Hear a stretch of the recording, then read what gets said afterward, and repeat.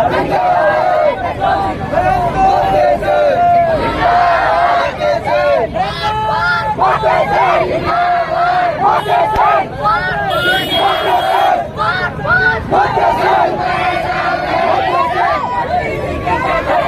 मेरा नाम है अभिषेक जाखड़। आप देख रहे हैं आरजे टीवी 24। आज हम हैं जोधपुर के जय नारायण व्यास विश्वविद्यालय में और चुनावी सरगर्म का माहौल तेज हो गया है। और आज हमारे साथ हैं हरेंद्र चौधरी, जो एनएसयूआई से दावेदारी कर रहे हैं। जानते हैं हरेंद्र चौधरी के मुद्दे क्या हैं कैंपस के अंदर। और नमस्कार हरेंद्र, आपका आरजे टीवी 24 पर स्वागत है सर।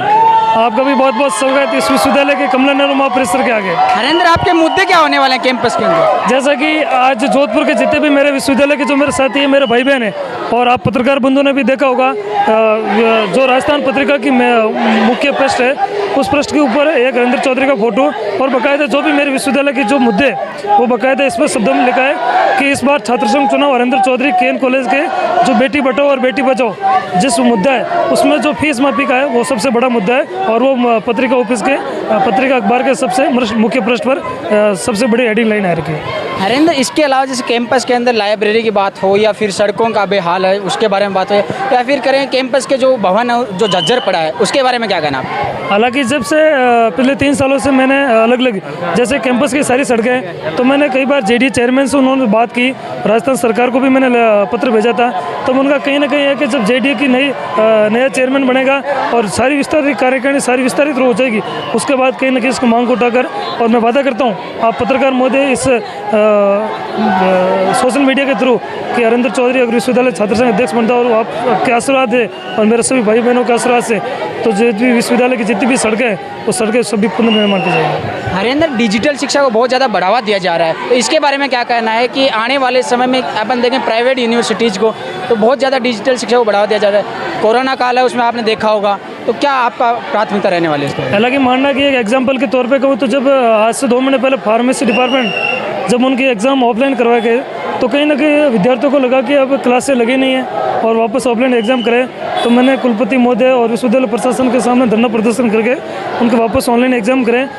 तो और जब पीजी की क्लासें हों, चाहे एमएससी की हो चाहे एमए की हो, प्रत्येक क्लास के अंदर प्रत्येक फैकल्टी के अंदर एक ऐसा डिजिटल वॉर रूम होना चाहिए, ताकि जब वॉर रूम कोई खाली हो तो कोई स्टूडेंट पढ़ना चाहता है तो कहीं ना कहीं प्रोफेसर अगर घर बैठा हो तो कि क्लास में हो तो उस डिजिटल वॉर रूम से सारी क्लासों में आराम से ऑनलाइन पढ़ाई कर सकें।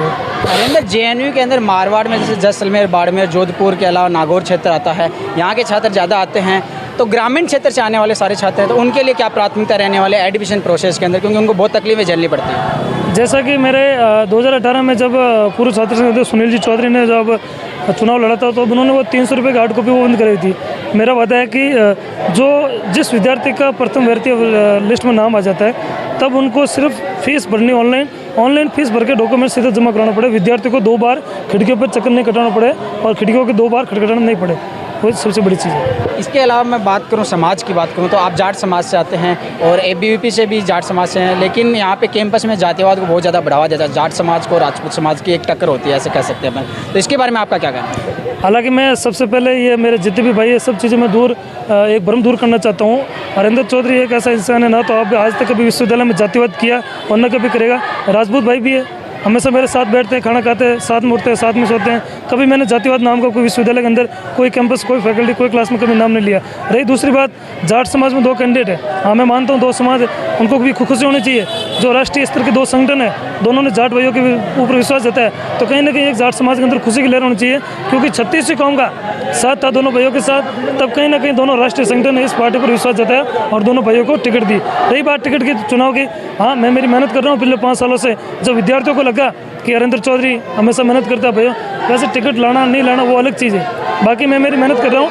टिकट एक एनएसयू हो चाहे एबीपी हो, एक श्रेय एक लोगो है, मेहनत हमारी है, वोट हमारे हैं, मेहनत हमने की है, विद्यार्थियों को हमने जोड़ा, उनका तो सिर्फ एक लोगो है कि कहीं ना कहीं हमारे पार्टी का मान सम्मान बढ़े और भाई हरेंद्र चौधरी विश्वविद्यालय के छात्र संघ अध्यक्ष बने। हरेंद्र, एक चीज़ और बताइए कि जब आप चुनाव आते हैं तब तो मुद्दों से शुरुआत होती है, लेकिन जब चुनाव का एंड हो जाता है तब तक जातिवाद पे आके टिक जाते हैं, तो इसके बारे में क्या कहना है? ऐसा कुछ नहीं है जातिवाद का, मैंने पहले भी बता चुका, मैंने कभी जातिवाद नहीं किया। रही बात 2019 जब पूर्व छात्र संघ रविंद्र सिंह भाटी छात्र संघ अध्यक्ष थे, तब उन्होंने कई बातें किए थे कि मैं मेरे भाइयों के एडमिशन करा दूंगा, जिनके एडमिशन नहीं हुआ मैंने पहले पाऊँ करा दूंगा। उनको मैं बताना चाहता हूँ कि जब आप पूर्व छात्र संघ अध्यक्ष 2000 उनके कार्यकाल में उनके कार्यकाल में हरेंद्र चौधरी ने 500 भाइयों के एडमिशन कराए थे जो ग्रामीण परिवेश आए थे। वो अपने दूं मिलाकर गुजरी ओढ़कर विश्वविद्यालय के अंदर कभी नहीं आए, कभी विद्यार्थियों के बीच में नहीं रहे, आराम से अपने सापा माड़ा और स्वागत में रहे, कभी विश्वविद्यालय के अंदर नहीं रहे। वो अगर आप अध्यक्ष बन जाते तो पहला ऐसा कोई काम जो आप पहले करवाओगे? मेरा सबसे पहले, आज से 2 साल पहले भी मेरा मुद्दा था, कमला नेहरू महाविद्यालय में जो भी मेरे बहनें पढ़ती है उनकी जो एग्ज़ाम फीस है, एडमिशन फीस है, वो बिल्कुल निःशुल्क होनी चाहिए। रही दूसरी बात, जो भी विश्वविद्यालय के अंदर मेरे दिव्यांग भाई है जिनकी 30 रुपये फीस ले जाती है, वो भी बिल्कुल निःशुल्क होनी चाहिए। आखिरी सवाल मेरा है कि आप हमारे चैनल के माध्यम से क्या कहना चाहोगे? सबसे पहले मैं आपका बहुत बहुत धन्यवाद देना चाहता हूँ। पिछले 2 दिनों से आप मेरी बाइट ले रहे हो, आपसे मेरे से सवाल कर रहे हो और मैं रूबरू आपके उन्हीं सवालों के वापस उत्तर सही सलामत सही तरीके से दे रहा हूँ। और आपको भी लगता होगा कि वास्तव में बंदे ने मेहनत की और जो हुजूम है मेरे जो मेरे पीछे कर रहा है वो कहीं ना कहीं 27 तारीख को जो रिजल्ट आएगा वो इसमें आपका जरूर पॉजिटिव आपको शुभकामनाएं हमारी तरफ से। तो ये थे हरेंद्र चौधरी जो कि NSA से तो आपने देखा कि यहाँ पे जातिवाद पे लड़ा रहा है। देखना कौन सा छात्र संघ अध्यक्ष बन के आएगा और वो जातिवाद को खत्म करेगा। बहरहाल इस वीडियो में इतना ही। जुड़े रहिए RG-T24 पे। RG-T24 के माध्यम से एक छोटा सा अनुरोध करते हैं, आइए जुड़िए हम समाज को एक नई दिशा देने को। जय हिंद, जय राजस्थान।